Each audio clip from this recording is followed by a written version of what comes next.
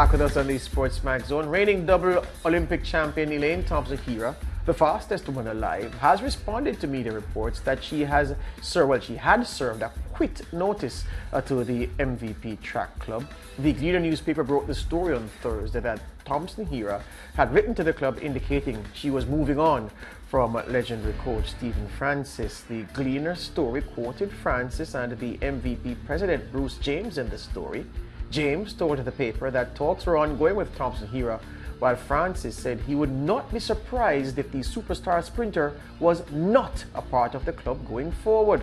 Francis added that he was waiting to see whether Thompson-Herah would turn up for training as scheduled after the Heroes Weekend in October. But after the story dominated discussions for much of Thursday, from the morning into the afternoon, a video emerged on Thursday evening with Thompson-Herah giving an interview to Michael Hawley and Michael Smith on the NBC-produced show Brother from Another. In that interview, Thompson-Herah denied that she was leaving MVP.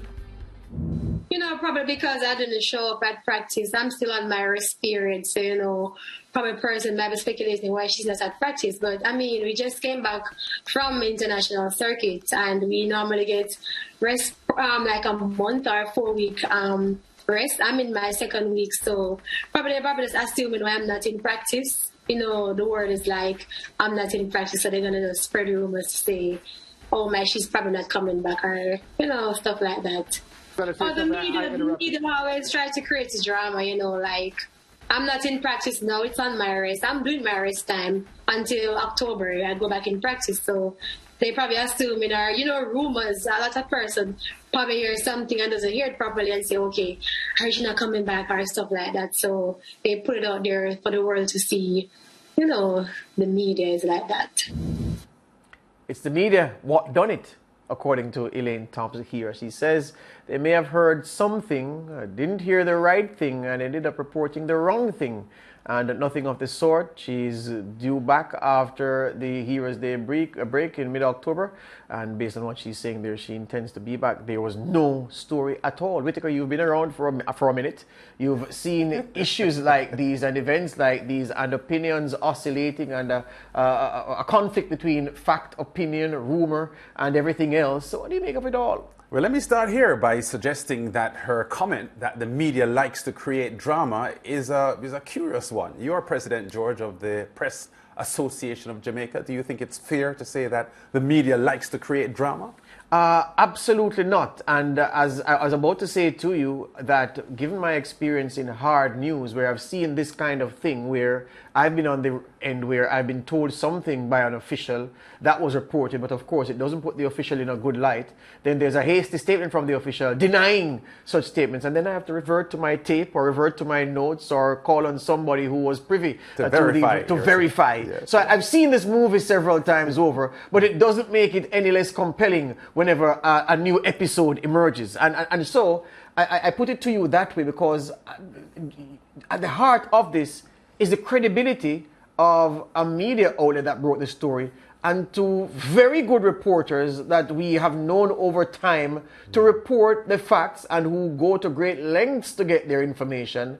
And so it is now that those two gentlemen are now to be seen as not having reported the right thing if we're to follow what the superstar sprinter is saying. Yeah, and you know the credibility stretches beyond the reporting, as you're suggesting, George, because based on the investigation and the sources that these journalists would have had, they would have gotten, by their estimation, impeccable sources giving them the information. So to hear contrasting stories now is suggesting that one of the parties didn't give an honest report. And, you know, a lot of times these things happen. It is a case of someone maybe knowing what the truth is, but not being prepared at the time to, you know, relay the full story or the true story. And I think that's where the story is at the moment, because I think Elaine Thompson, if I listen to her carefully, is trying to pour cold water over the entire story, when based on the reports we have gotten and the investigation we have gotten, there is some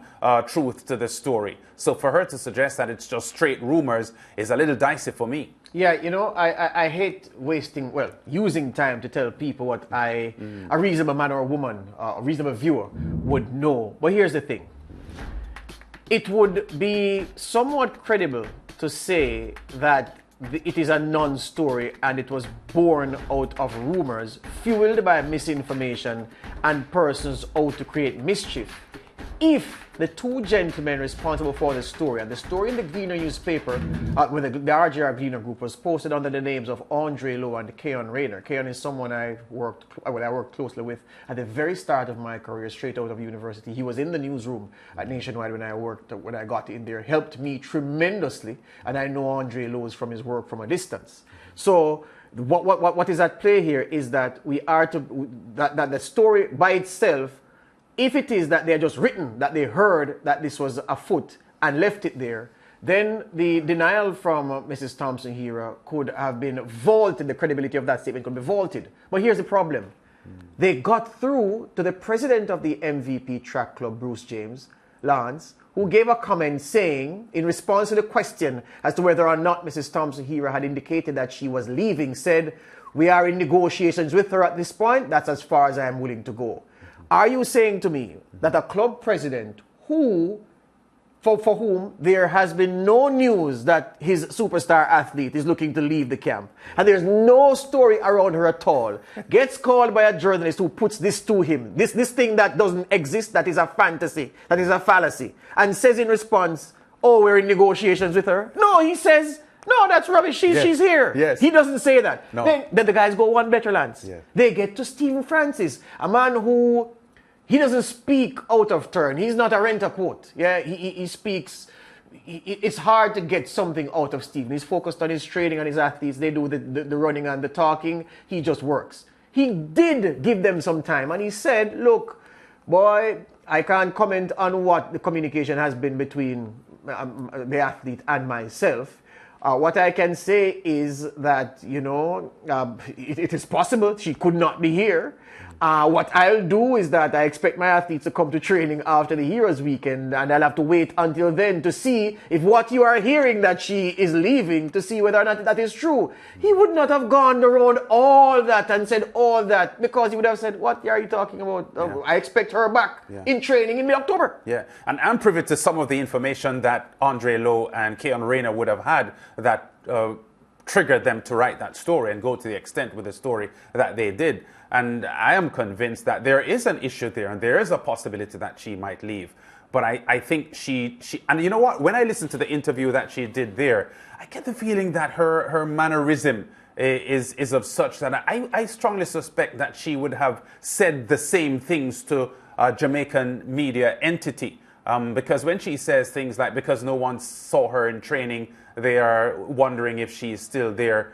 Training isn't happening now. They're on break. They restart training in the third week in October. So I think she may feel comfortable telling an American that, but a track and field aficionado in Jamaica would have a quick response to a comment like that coming from her. That's the most glaring hole in her response, in her riposte to these storylines. And I was gonna get there. Thank you for getting there before me, because that to me was what was the thing. Yeah. So at the heart of this story is the report that she has indicated that she wants to leave. We believe, based on what we know, that was said.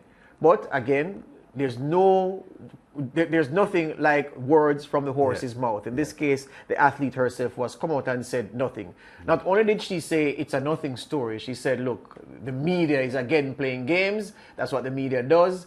It's just rumors." And I'm saying, I'm passionate about this because it puts the credibility of two gentlemen under question, under scrutiny. And as Lance said, those people who would have shared information with them about this development, maybe the journalists are saying, "Wait, did you actually tell me the right thing? Because how come, you shared this and you shared that?" And the athlete is coming out to say something else. I just have a problem with that. It's easy to throw the media under the bus, and it's easy to play with the credibility and reputation of people, even as the handlers for these athletes are very hawkish around protecting the good name of their clients. In my position, whether or not I was president of the PAJ, and I've been so since 2018, as a working practitioner, in this case, given the set of circumstances, I would speak strongly about the attack on the credibility of members of my profession, those who are practicing in my vocation. And I'm just saying that, you know, we still believe that there was something afoot, but greater than that, Lance, yes. greater than that. It seems as if all is well.